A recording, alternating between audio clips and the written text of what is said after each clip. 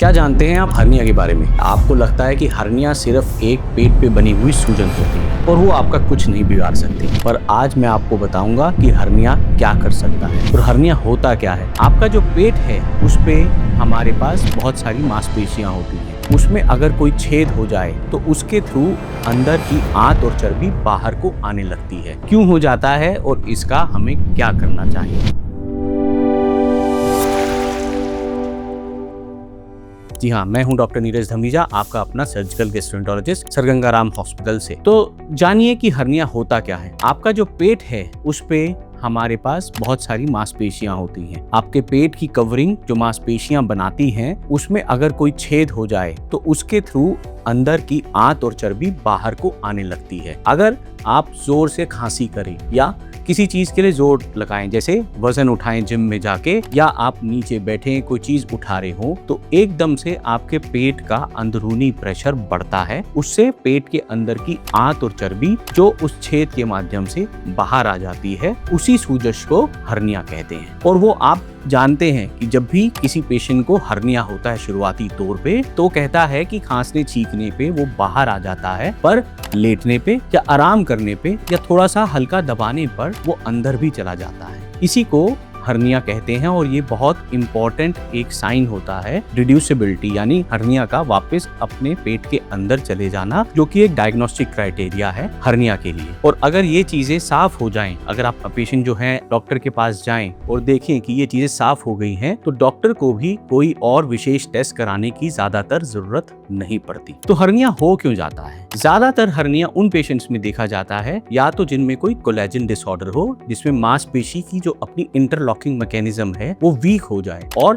खिंचने लग जाए। खिंचने के कारण होता क्या है, मांसपेशियों के बीच में एक गैप आ जाता है। या फिर आपने बहुत जल्दी कोई वेट गेन किया है, जैसे कि प्रेगनेंसी में भी देखते हैं कि ज्यादातर हर्नियाज बन जाते हैं नाभ के पास, या पीछे कोई आपकी सर्जरी हुई है। तो सर्जरी में क्या होता है, सर्जरी में भी आप पेट में चीरा लगाएंगे, आपकी मांसपेशियां कटेंगी और फटेंगी, तो उसी जगह पे जहाँ पे मांसपेशियां थोड़ी वीक हो गई हैं, वहीं पे हर्निया बनने के चांसेस बढ़ जाते हैं। तो अगर आपको एक बार हर्निया हो गया तो क्या करें? चलिए अब इस हर्निया की तुलना हम एक फटे हुए टायर से या पंचर से करते हैं। टायर के पंचर में होता क्या है, टायर की ट्यूब में एक छेद हो जाता है। छेद से क्या होता है कि सारी हवा बाहर निकलने लग जाती है जब तक टायर फ्लैट ना हो जाए, पंचर पूरा फ्लैट ना हो जाए। पर हर्निया में ऐसा नहीं होता। हमारे पेट में आंत और चर्बी है, कोई हवा नहीं है, तो हर्निया नूमी पंचर से आंत और चर्बी ही बाहर आती है और वो तब तक आती रहती है जब तक वो हर्निया के मुंह को स्ट्रेच करके बड़ा नहीं कर देती। इसी कारण धीरे धीरे हर्निया का साइज बड़ा होने लगता है। आपके अंदर की ही आंत और चर्बी आपके डिफेक्टिव मसल्स को,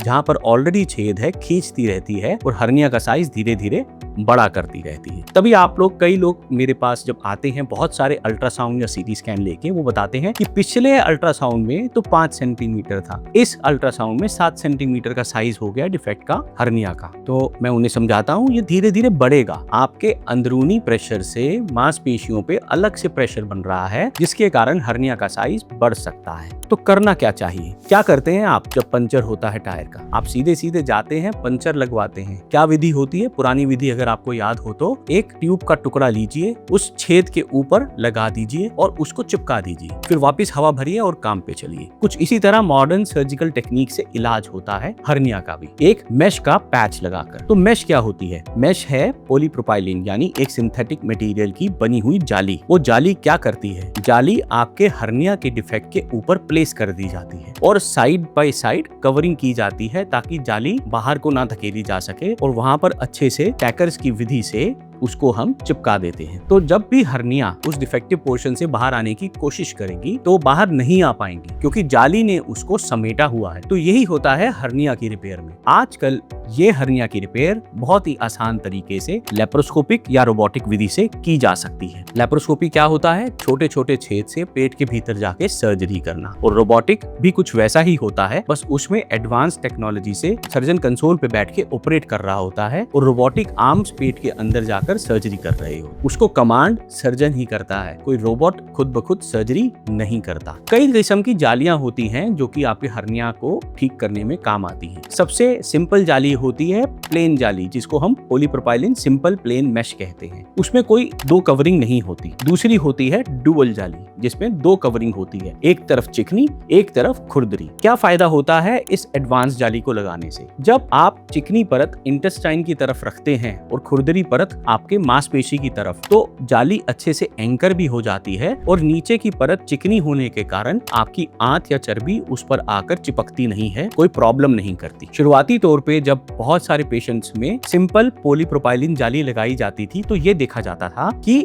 हर्निया आगे ठीक होने के बाद इंटेस्टाइन जाली पर आके चिपक जाती है। उसके चिपकने से आंत में, जो कि एक ट्यूब है, कभी कभी रुकावट आ सकती है, जिसको हम इंटेस्टिनल ऑब्स्ट्रक्शन कहते हैं। इस रुकावट के कारण कई पेशेंट्स को दोबारा सर्जरी करनी पड़ती थी उस एडिशंस को हटाने के लिए, जिसको हम एडिशोलाइसिस कहते हैं। तो आज की डेट में ज्यादातर लोग डुअल जाली का ही इस्तेमाल करते हैं ताकि आगे जाकर मैश रिलेटेड कोई कॉम्प्लिकेशन ना आए। एक और इम्पोर्टेंट चीज जो मुझसे पेशेंट पूछते हैं, डॉक्टर साहब ये जो जाली लगाई है उसका आगे होता क्या है? तो सुनिए, जाली जो होती है उस पे छोटे छोटे छेद होते हैं, उस पर टिश्यू ग्रो करके जाली आपके शरीर का हिस्सा बन जाती है। बाद में उसे कभी भी निकालने की जरूरत नहीं होती, वो परमानेंट आपके टिश्यूज को हार्ड कर देती है, सख्त कर देती है और मजबूत बना देती है ताकि हर्निया दोबारा ना हो जाए। और आपको मालूम है कि आप हमेशा डॉक्टर से ये जरूर पूछते हैं कि डॉक्टर साहब मैं चाहता हूँ ये हर्निया दोबारा ना हो, क्योंकि मैंने सुना है हर्निया बहुत बार दोबारा हो जाते हैं। इसलिए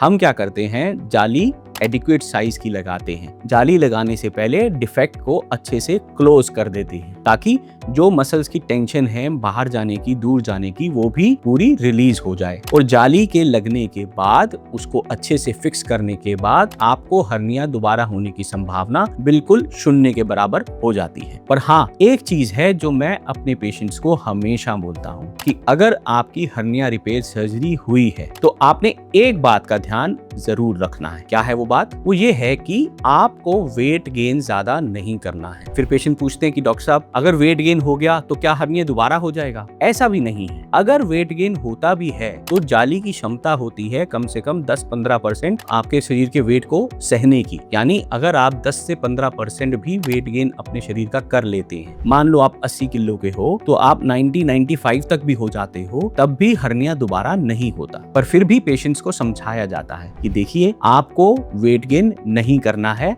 और आप अगर अपने वेट का नियंत्रण करेंगे, हेल्दी रूटीन लाइफ रखेंगे, थोड़ा बहुत माइल्ड एक्सरसाइज करते रहेंगे तो हर्निया कभी भी दोबारा नहीं होगा। अब इस माइल्ड एक्सरसाइज को भी लोग पकड़ लेते हैं, कहते हैं कि क्या इसका मतलब है डॉक्टर मैं कभी जिम ही नहीं जा पाऊंगा हर्निया सर्जरी के बाद? ऐसा भी नहीं है। बहुत सारे पेशेंट्स हमारे पास आते हैं जो जिम जाते हैं और उनको उसके बाद वेट लिफ्टिंग के बाद हर्निया हो जाता है। उन पेशेंट्स में जब हम हर्निया की सर्जरी करते हैं तो उनको हम समझाते हैं कि अब आपको कम से कम 1 से 2 महीने तक बहुत ज्यादा भारी वजन नहीं उठाना। इस बहुत ज्यादा भारी वजन की डेफिनेशन क्या है? करीबन 20 किलो से ऊपर। तो हम आपको बोलते हैं सर्जरी के पहले, दूसरे या तीसरे दिन ही आप 5-10 किलो आराम से उठा सकते हो। पर अगर आप हैवी वेट लिफ्टर हो या आप ऐसी दुकान पर काम करते हो जहां पर ज्यादा वजन उठाना पड़ता है तो आप अवॉइड कीजिए। 40-50 किलो तक आप 1-1.5 महीने तक मत उठाएं, क्योंकि आपकी जाली पे, टांकों पे और हर्निया की रिपेयर पे प्रेशर पड़ सकता है। बहुत सरल लगता है ना ये सब चीजें, पर यस थोड़ा डिफिकल्ट तो होता है। Surgery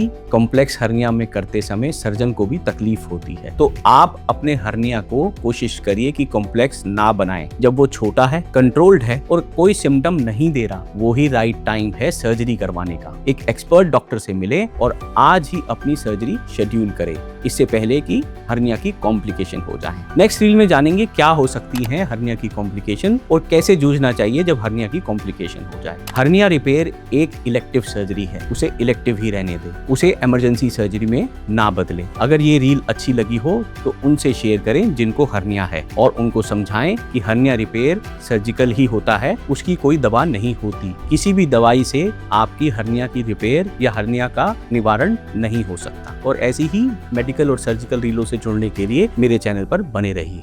thank you.